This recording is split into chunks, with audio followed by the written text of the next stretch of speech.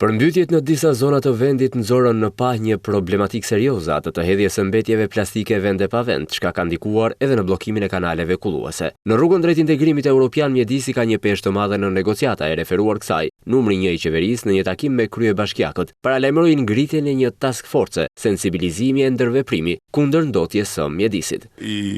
Kam kërkuar ministrit të pushtetit vendor të ngrejë një task force të përbashkët për të konceptuar një plan me 3 faza, afat shkurtër, afat mesëm dhe afat gjatë të përbashkët. Në funksion të këtij plani veprimi tha se do të përdoren 20 milion euro nga Emiratet e Bashkuara Arabe. Të blejmë një sasi mjetesh në shërbim të pastrimit të gjithë kanaleve kulluese.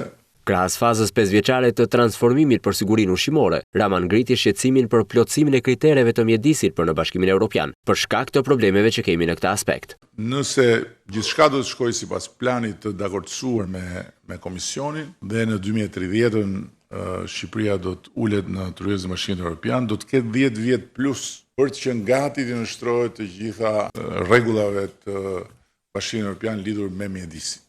1.000 investime nga paketa e maleve në 61 bashki janë targeti kryeministrit për kryebashkiakët, pa të cilat nuk do të ketë rikandidime. Ambicia jonë duhet të jetë 1.000 investime, nuk do të ketë asnjë rikandidim të mundshëm nëse nuk do të jetë arritur targeti i këtij projekti. Nuk munguan as edhe thumbimet me kryebashkiakët.